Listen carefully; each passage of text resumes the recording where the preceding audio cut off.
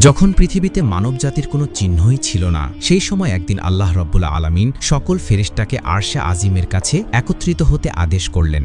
আদেশ পেতেই অগণিত ফেরেশতা সেই নির্ধারিত জায়গায় উপস্থিত হল। তখন আল্লাহ তাআলা ফেরেশতাদের লক্ষ্য করে বললেন, আমি পৃথিবীতে আমার একজন খলিফা পাঠাতে ইচ্ছা পোষণ করি। ফেরেশতারা আল্লাহর ইচ্ছার গূঢ়তত্ত্ব না বুঝে সমস্বরে বলল, হে সৃষ্টিকর্তা, আপনি কি এমন কোনো সৃষ্টিকে পৃথিবীতে পাঠাতে চান যারা সেখানে বিশৃঙ্খলা তৈরি করবে এবং খুনো করবে? অথচ আমরাই তো সর্বদা আপনার গুণকীর্তন ও উপাসনায় মগ্ন আছি। তবে নতুন প্রতিনিধি নিয়োগের কি দরকার হে প্রতিপালক? তাদের কথা শেষ হলে আল্লাহ রাব্বুল আলামিন বললেন, হে আমার ফেরেশতাগণ, আমি যা অবগত তোমরা সে সম্পর্কে অনবগত। মানব কেমন হবে, কে আমার অনুগত হবে আর কে অমান্যকারী হবে, সে ব্যাপারে আমি তোমাদের চেয়ে আমি আল্লাহ বেশি জানি। তবে জেনে রাখো, আমি তোমাদের থেকে কোনো পরামর্শ চাইনি, কেবল তোমাদের অবহিত করলাম। আল্লাহ রাব্বুল আলামিনের কথা শুনে ফেরেশতারা নিজেদের ভুল বুঝতে পারল এবং মহান আল্লাহর দরবারে ক্ষমা চাইল। এরপর আল্লাহ তাআলা তার 4 প্রধান ফেরেশতাকে আহ্বান করলেন, হযরত জিবরাইল, মিকাইল, ইসরাফিল এবং আজরাইল আলাইহিমুসসালাম।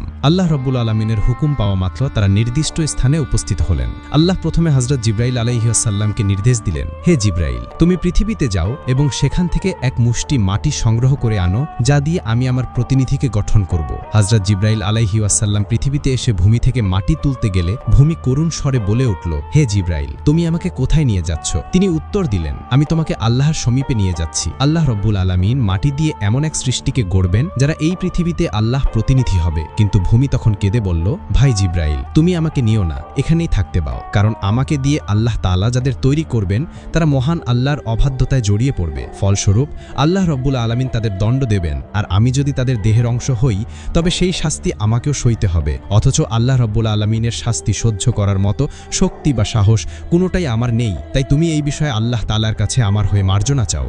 ভূমির এই কাতর মিনতিতে জিবরাইল আলাইহিসসালাম শূন্য হাতে আল্লাহর দরবারে প্রত্যাবর্তন করলেন এবং ভূমির আকুতি ও অপরাগতার কথা জানালেন। এরপর আল্লাহ তাআলা হযরত মিকাইল আলাইহিসসালামকে পৃথিবীতে পাঠালেন। কিন্তু ভূমির একই ধরনের মিনতির কারণে তিনিও শূন্য হাতে আল্লাহর দরবারে ফিরে আসলেন। একইভাবে হযরত ইসরাফিল আলাইহিসসালামও ফিরে গেলেন। এই প্রকারে 3 জন ফেরেশতাই ব্যর্থ হয়ে প্রত্যাবর্তন করলেন। সর্বশেষে আল্লাহ রাব্বুল আলামিন হযরত আজরাইলকে পৃথিবীতে পাঠালেন। হযরত আজরাইল আলাইহিসসালাম পৃথিবীতে আসার পর যখন ভূমি কাকুতি মিনতি শুরু করল, তার উত্তরে হযরত আজরাইল আলাইহিসসালাম বললেন, হে ভূমি, আমি তোমার অনুরোধে কখনোই ফিরে যাব না, কারণ আল্লাহ আমাকে আদেশ দিয়েছেন এবং আমি তার নির্দেশ অবশ্যই প্রতিপালন করব। এই বলে তিনি পৃথিবী থেকে মাটি তুলে নিলেন এবং আল্লাহর দরবারে ফিরে গেলেন। আল্লাহ তাকে সন্তুষ্ট হয়ে বললেন, হে আজরাইল, তুমি যেহেতু আমার নির্দেশ পালন করেছ, তাই আমি তোমাকে একটি বিশেষ কর্তব্য অর্পণ করছি, মানবজাতির প্রাণ হরণের ভার। আজরাইল আলাইহিসসালাম বললেন, হে আল্লাহ, আমি যদি মানুষের প্রাণ হরণ করি তবে তার পরিজন আমাকে দায়ী করবে। আল্লাহ উত্তরে বললেন, তুমি ভেবো না, আমি প্রত্যেকটি মৃত্যুর জন্য ভিন্ন ভিন্ন উপলক্ষ্য তৈরি করব। কেউ ব্যাধিতে মারা যাবে, কেউ দুর্ঘটনায়, কেউ বা বার্ধক্যে। মানুষ তোমাকে দোষারোপ করবে না। তখন হযরত আজরাইল আলাইহিসসালাম আল্লাহ তাআলার কথায় আশ্বস্ত হলেন। এরপর ফেরেশতারা আল্লাহর নির্দেশে মক্কার কাছের একটি পাহাড়ে সেই মাটি রাখলেন। সেই মাটির দলা বৃষ্টিতে সিক্ত হলো এবং রোদে শুকালো। এভাবে বহু বছর কেটে যাওয়ার পর আল্লাহ তাআলার অলৌকিক মহিমায় হযরত আদম আলাইহিসসালামের দেহাবয়ব নির্মিত হলো। তখন আল্লাহ তাআলা হযরত আদম আলাইহিসসালামের এই দেহটিকে জান্নাতে নিয়ে যাওয়ার জন্য ফেরেশতাদের হুকুম করলেন। হুকুম পাওয়া মাত্রই ফেরেশতারা ওই দেহটিকে জান্নাতের দিকে নিয়ে চললেন। অতঃপর জান্নাতে পৌঁছানোর পর সেই দেহটিকে বহু দিন আত্মাবিহীন অবস্থায় রেখে দেওয়া হলো। এই সময় দলে দলে ফেরেশতা এসে মূর্তিরূপী হযরত আদম আলাইহিসসালামের প্রাণহীন দেহ দেখে যেত এবং আল্লাহর শুকরিয়া আদায় করে আনন্দ প্রকাশ করত। তারা বলাবলি করত, এই সেই দেহ যিনি হবেন আল্লাহর খলিফা, পৃথিবীতে তিনি আল্লাহর বিধান বাস্তবায়ন করবেন। ফেরেশতাদের এসব কথা শুনে ফেরেশতাদের নেতা আজাজিল, যে তখনও ইবলিশে পরিণত হয়নি, সর্বদা বিদ্রূপের হাসি হাসত এবং এই প্রাণহীন দেহটি নিয়ে ঠাট্টা মশকরা করত। সে ফেরেশতাদের নেতা হওয়ায় অন্যেরা তাকে কিছু বলার সাহস পেত না। এরপর আল্লাহ রব্বুল আলামিন ফেরেশতাদের মধ্য থেকে হযরত জিবরাইল, মিকাইল, ইসরাফিল ও আজরাইল আলাইহিসসালামকে নির্দেশ দিলেন, হে আমার ফেরেশতারা, তোমরা আরশে আজিম থেকে আদমের আত্মা এনে তার শরীরে প্রবেশ করাও। ফেরেশতাগণ আল্লাহর হুকুম পাওয়া মাত্র হযরত আদম আলাইহিসসালামের পবিত্র আত্মাকে মূল্যবান রত্নখচিত পাত্রে করে তার দেহের কাছে উপস্থিত হলেন। সেই মুহূর্তে জান্নাতের সকল ফেরেশতা আনন্দে উদ্বেলিত হলো এবং সেই অনুষ্ঠানে সকলে অংশগ্রহণ করল। কিন্তু আজাজিল ফেরেশতা অর্থাৎ ইবলিস আল্লাহর এই কর্মে প্রসন্ন ছিল না। এরপর আল্লাহ তাআলা হযরত আদম আলাইহিসসালামের আত্মাকে তার দেহে প্রবেশ করতে বললেন। যখন হজরত আদম আলাইহিসসালামের দেহে আত্মা প্রবেশ করল তখন সাথে সাথে তিনি তার দেহের সমস্ত অঙ্গে পূর্ণ কার্যক্ষমতা লাভ করতে লাগলেন এবং ধীরে ধীরে উপবেশন করলেন। বসার সঙ্গে সঙ্গেই হজরত আদম আলাইহিসসালাম একটি হাঁচি দিলেন এবং স্বতঃস্ফূর্তভাবে উচ্চারণ করলেন, আলহামদুলিল্লাহ। আল্লাহ রব্বুল আলামিন অত্যন্ত আনন্দিত হলেন। অতঃপর হজরত আদম আলাইহিসসালাম নিজের অস্তিত্ব লাভের কৃতজ্ঞতা স্বরূপ 2 রাকাত নামাজ আদায় করলেন। তার নামাজ শেষ হলে তার জন্য মণিমুক্ত ও স্বর্ণরৌপ্য দ্বারা আবৃত এক অতি মনোরম সিংহাসন আনা হলো। আল্লাহর নির্দেশে হজরত আদম আলাইহিসসালাম সেই সিংহাসনে বসলেন। এরপর আল্লাহ রব্বুল আলামিন সকল ফেরেশতাকে লক্ষ্য করে বললেন, হে ফেরেশতারা, তোমরা হজরত আদম আলাইহিসসালামকে মর্যাদা প্রদর্শনের নিমিত্তে প্রণিপাত করো। আল্লাহর আদেশের সাথে সাথে কোটি কোটি ফেরেশতা হজরত আদমকে সিজদা করলেন। সিজদা থেকে মাথা তুলে সকল ফেরেশতা দেখল আজাজিল ছাড়া সকল ফেরেশতাই আদমকে প্রণিপাত করেছে, আর আজাজিল সেই সবার এক কোণে দাঁড়িয়ে আছে। অতঃপর সকল ফেরেশতা পুনরায় সিজদায় পতিত হলো। তাফসির গ্রন্থসমূহে উল্লেখ আছে তারা দ্বিতীয় সিজদাটি করেছিল আল্লাহর শুকরিয়া আদায়ের জন্য, আর প্রথমটি ছিল আল্লাহর নির্দেশ পালনের জন্য। অতঃপর আল্লাহ তাআলা আজাজিলকে লক্ষ্য করে বললেন, আজাজিল, তুমি কেন আমার নির্দেশ অমান্য করলে? তখন আজাজিল বলল, আপনি আদমকে তৈরি করেছেন সাধারণ মৃত্তিকা দিয়ে, আর আমাকে বানিয়েছেন অগ্নি থেকে। আগুনের প্রকৃতি হলো ঊর্ধ্বগামী আর মাটির প্রকৃতি হলো নিম্নগামী। প্রয়োজনে সে আমাকে সিজদা করবে, কারণ আমি অগ্নি থেকে সৃষ্ট। আমি কেন মাটির তৈরি আদমকে সিজদা করব? যখন সে এভাবে আল্লাহ তাআলার কাছে যুক্তি প্রদর্শন করল তখন আল্লাহ তাআলা ক্রুদ্ধ হয়ে তাকে লক্ষ্য করে বললেন, হে অবাধ্য, তুই এখান থেকে প্রস্থান কর। তুই আমার নির্দেশ অমান্য করায় আজ থেকে চিরতরে অভিশপ্ত হলি।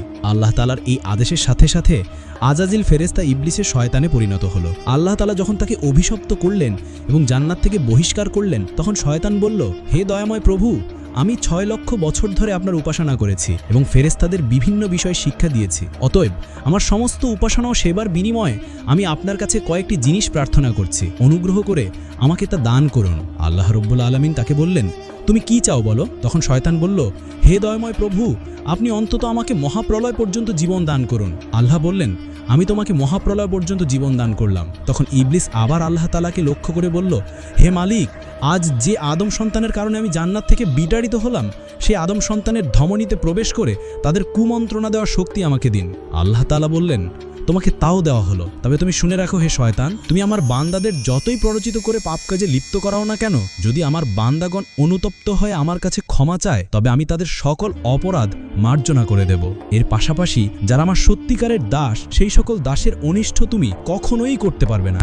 আল্লাহ রব্বুল আলামিনের সাথে সকল কথাবার্তা শেষ হওয়ার পর শয়তানকে জান্নাত থেকে বিতাড়িত করা হলো। অতঃপর হজরত আদম আলাইহিসসালাম জান্নাতুল ফেরদৌসে বসবাস করতে লাগলেন। সেখানে হজরত আদম আলাইহিসসালামকে পরিপূর্ণভাবে স্বাধীন জীবনযাপন এবং সকল স্বর্গীয় নিয়ামত উপভোগ করার অনুমতি দেওয়া হলো। কিন্তু হজরত আদম আলাইহিসসালাম কোনো কিছুতে মন বসাতে পারছিলেন না। তিনি কেবল ইবাদত বন্দেগী করে এবং নীরবে থেকে দিন কাটাতেন। কিন্তু প্রাণী জগতের স্বাভাবিক নিয়ম অনুযায়ী তিনি একজন সঙ্গীর অভাব বোধ করতে লাগলেন, তাই তিনি বিষণ্ণভাবে দিন কাটাতে শুরু করলেন। আল্লাহ তাআলা এই বিষয়টি জেনে হজরত জিব্রাইল আলাইহিসসালামকে হজরত আদম আলাইহিসসালামের কাছে পাঠালেন। হজরত জিব্রাইল আলাইহিসসালাম হজরত আদম আলাইহিসসালামের কাছে গিয়ে জিজ্ঞেস করলেন, ভাই আদম, এই জান্নাতে আপনার কেমন লাগছে? উত্তরে হজরত আদম আলাইহিসসালাম বললেন, ভাই জিব্রাইল, সবকিছুই ভালো লাগছে। চারপাশের পরিবেশ মনোরম, সবকিছুই প্রশংসার যোগ্য, কিন্তু আমার মনে কিসের যেন এক অপূর্ণতা যা আমি আপনাকে বোঝাতে পারছি না। আপনি আল্লাহর কাছে জেনে নেবেন কেন আমি এমন অনুভব করছি।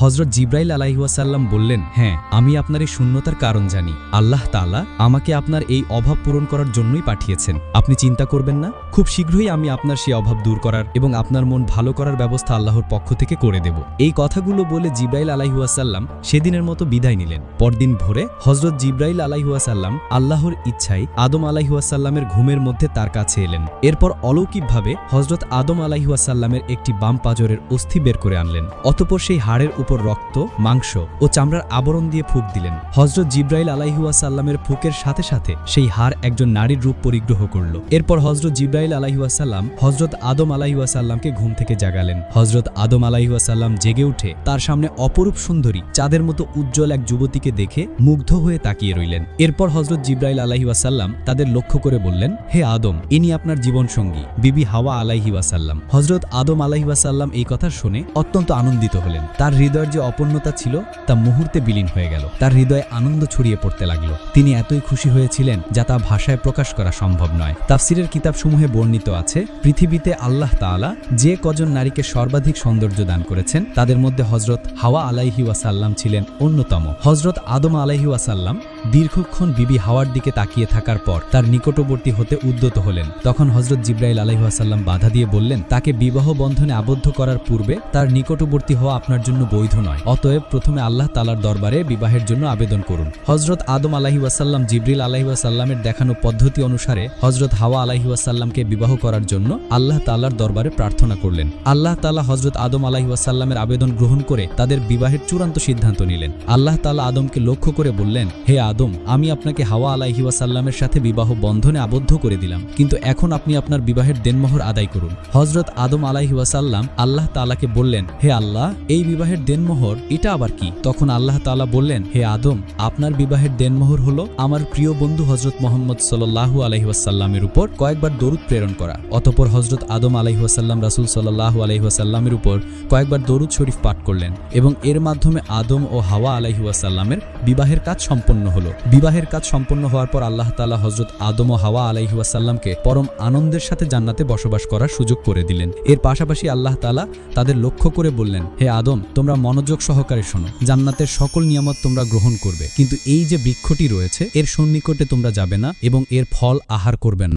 তাফসিরের গ্রন্থসমূহে ওই বৃক্ষটির নাম গন্ধম বলে উল্লেখ করা হয়েছে। এরপর হযরত আদম আলাইহিসসালাম ও বিবি হাওয়া আলাইহিসসালাম অত্যন্ত আনন্দের সাথে স্বাচ্ছন্দ্যে জান্নাতে বসবাস করতে লাগলেন। এদিকে শয়তানকে আল্লাহ তাআলা স্বর্গের বাইরে বসবাসের নির্দেশ দেন। সেখানে বসে সে হযরত আদম ও হাওয়া আলাইহিসসালামের সর্বনাশ করার চিন্তায় দিনরাত ষড়যন্ত্র করতে থাকে। জান্নাতে থাকাকালীন সে যে সকল দোয়া ও দুরুদ পাঠ করে কঠিন কাজ সম্পূর্ণ করত, সেই সকল দোয়া সে পাঠ করতে লাগলো। একসময় সে ইসমে আজম পড়া শুরু করল।